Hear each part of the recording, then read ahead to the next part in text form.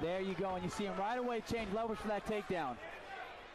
Good, as he told us, though, he said that Danny's really hard to take down, and you see it. Danny did a great job stuffing the takedown. Not only stuffing it, though, when Dave popped up, Danny cracked him right in the mouth. I want to see Danny use that jab more. He's so long and quick. I want to see him pump the jab, use some feints, feint the jab, double jab, jab hook, feint, move. Use your footwork, use that footwork with your jab. One technique, one punch, one kick is going to get easy to time and easy to see.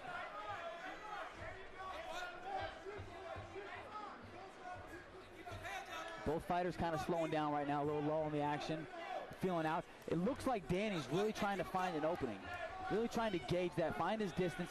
He's looking at, watch Dave's hands. They're kind of moving up and down in circles. And every time his hand moves in a circle, look at the path to his chin or to his temple. That's what Danny wants to time. He wants to find any congruency in that hand movement right there where he can create, wait for it and time an opening and crack a right hand, crack a hook. There, another one connects. Another one of those right hooks.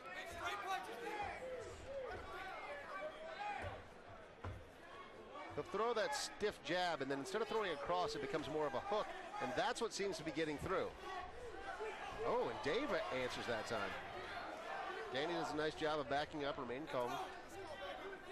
See, look at his hands. I just don't like seeing Dave's hands pump. Like, he's such a great fighter, but let's keep those up. There, nice inside leg kick. That was crisp. You heard that. The pace has definitely slowed down in the second round. Once again, that was a little dose of Captain Obvious. Nice jab to the body. Uppercut, hook. Danny's got him in that corner. I want to see him keep him in that corner. Use that footwork right there, turn him. He's trying to establish that clinch. You see him hand fight. He set up a big elbow, another elbow. Doing a great job of creating some space, landing some knees to the body, landing some knees to the leg. I want to see Danny throw a knee to the body and step back and follow up with an elbow to the head. Change up those levels. That's what's going to create those openings. But Dave just comes alive and starts swinging back. He's like one of those guys where he gets hit instead of it bothering him and sort of wakes him up. And all of a sudden he's ready to go. He's mad. He's like, wait a minute. You just hit me right in the face. Hitting you back, dude. What I don't see from both these guys is a lot of action with their hands, a lot of feints, a lot of just pumping something. You don't have to land a jab. Just keep it in someone's face, use your feint, work off that. That does a lot. For someone like Danny, who's controlled the pace and controlled the striking game right now, his jab and his feint could open up everything. His head kicks, his knees, it can open up his entire game. See now, feint that kick, throw a cross hook, then a head kick. Then throw the kick again. Then throw the inside and feint it. Yeah, you're really seeing the kickboxing of Danny Davis Jr. As we were talking about before he stepped into the ring tonight, that as an amateur kickboxer, he was incredibly successful, 12-1 with 6 KOs. This has been almost a clinic tonight in Danny Davis Jr., rapper/scrapper kickboxing.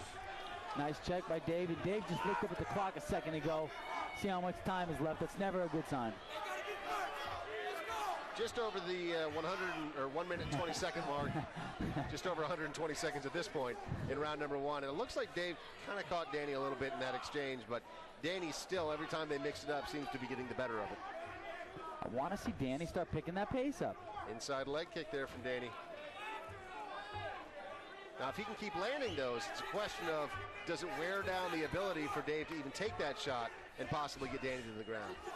You know what? That leg kicks always do take their toll, like a good body shot. You don't recover for them. But neither of them are throwing enough or landing enough. You know what I'm saying? Sure. We got to see like 5 or 6 good shin bones turned over. Nice right cross by Danny. Looking for that up jab. Stiff, a nice knee to the body.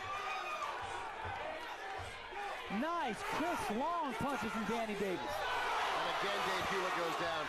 Can Danny Davis finish this time? Looking for his opening to put that big right hand or a big elbow in there. He's only got about 20 seconds left in the second round.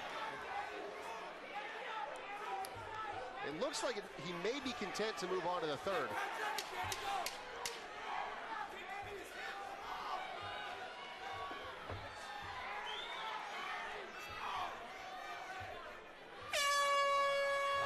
solid, exciting round. Dave Hewlett hanging in there, Danny Davis Jr. as well. Dave looking around, dude. He didn't even know where his corner was. That's tricky, man. There's a lot of corners. Yeah, 4 of them. Yeah. Pick the right one.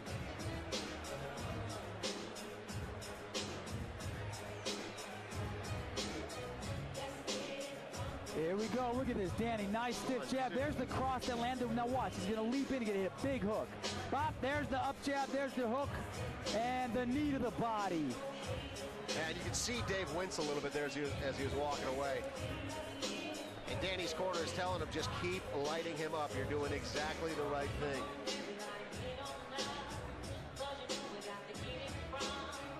From what we've seen tonight, what does Danny need to do to actually finish this fight? It seems like Dave gets rocked, and he'll even get dropped. But from there, Danny doesn't have the answer to finish the fight off. You know what, brother? I still believe that it's that jab. Not even landing the jab, just keeping busy with that jab and the threat of the jab. Just like in the final round of Jose Aldo versus Uriah Faber. And you see Aldo kind of stood in front of him waiting to land that leg kick. That jab, you don't have to land it. Just start putting it out there and then throw it for reals, then fake it, then put it out there. That opens up everything. Nice body shot from Danny Davis Jr. See, Danny, there was a feint from the jab. The thing is if you use a feint, you got to use it effectively. You got to feint once, and the next time put something behind it. Feint that jab, throw the cross hook, move. Throw the real jab, feint the jab, inside leg kick, move. Third and final round here at MMA Xplosion. Dave Hewlett representing Throwdown Training Center. Danny, rapper/scrapper Davis Jr. representing Vadnais Fighting and Suffer Fight Team. About 4 minutes left in round number 3. And again, a rather slow start to our third and final round, just like we saw in the second. You know what, I'm not sure why, though. I don't know what's going on with Danny. He's controlled this fight. He's landed all the strikes perfectly and efficiently. I want to see him turn it up now. Let's see a finisher. You know, the fans came to see some fights finished, and Danny's in great shape. He's crisp. He's landing everything. Step it up. There's been no reason why you should slow down. He hasn't been hit. He hasn't been caught. He hasn't been threatened with anything dangerous. Let's open up now, and let's put some combos together. Let's finish this fight. Put him away. You got him right there. Open up. Look at that jab, outside leg kick. Good overhand. Nice right. It landed hard. Dave is a scrapper, though, man. He stays in there. And like we said earlier, he gets popped, and he wakes up, and he's ready to fight. Of course, Danny has landed some significant punches that have just been too much for Dave and actually dropped him a few times throughout the course of the fight. But Dave still looks pretty fresh. Neither of these guys look exhausted. You know, they both look like they're in it, but they both look like they're cautious and tentative and respect the other one.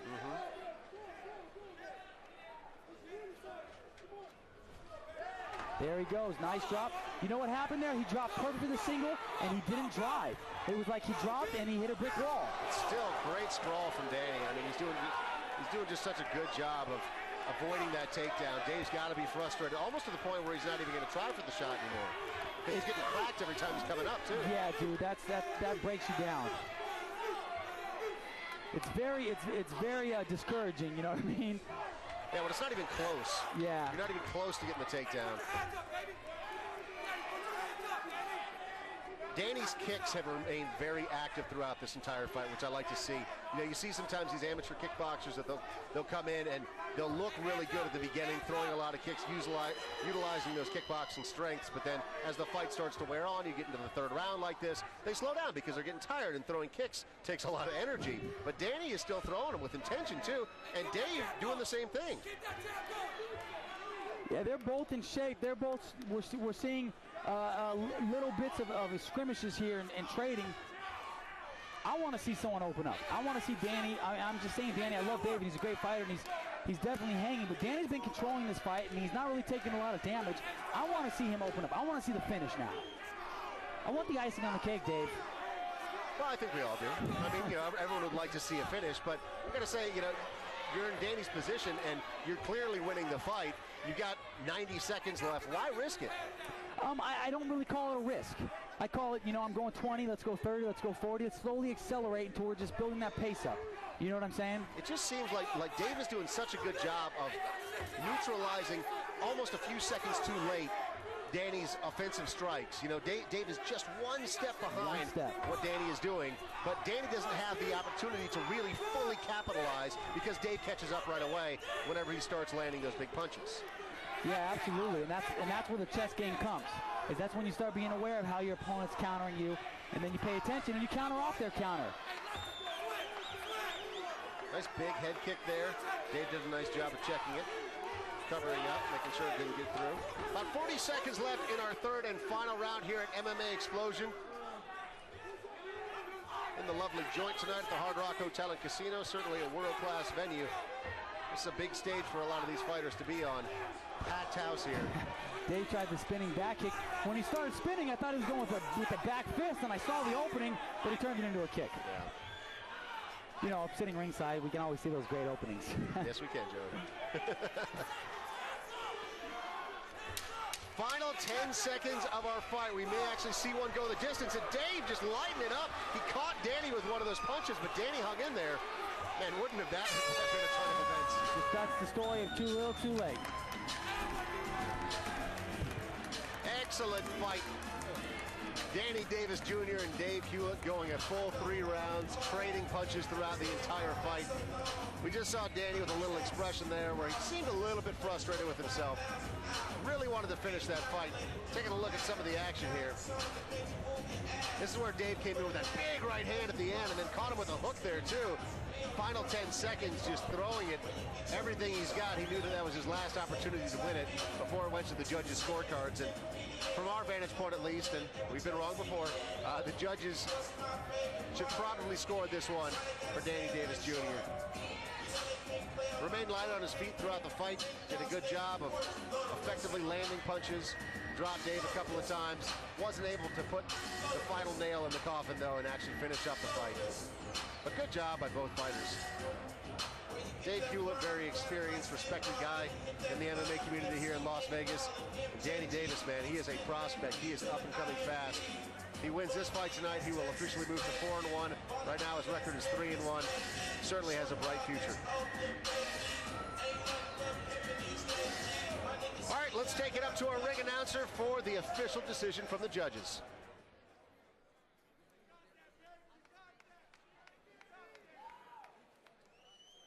Ladies and gentlemen, this fight has gone the distance, and now we go to the judges' scorecards for a decision. All 3 judges scored this bout the same, 30-27 for the winner. Out of the red corner, Danny D1 Davis Jr.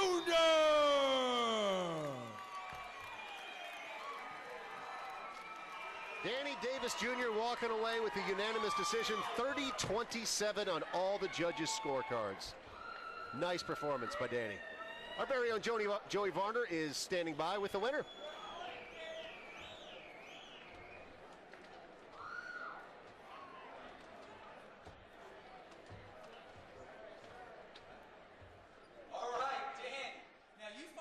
With almost 2 times as many fights as you, a seasoned pro, and you came out there and you used your striking skills efficiently and effectively to control the whole fight. Yeah, that's my specialty is Muay Thai. I knew David had a lot of fights, and I knew he was a good ground guy, so I wanted to use my footwork, establish that long jab, and come out victorious. Now, you did exactly that. The game plan went according to plan. The game plan went according to plan. And where do you go from here? You go back to the gym, you got to look at the tape. What areas of your game do you improve on? Man, I'm working very hard to become an all-around mixed martial artist. I've been working with Robert Drysdale, Team Suffer, Vatney still with my striking. And, man, it's back to the gym, work with greats like Frank Merriamson, and get in there and just constantly improve every day. We work hard. That's what we do. That's what you do. Back to the gym, bigger and better. Now, you are the official rap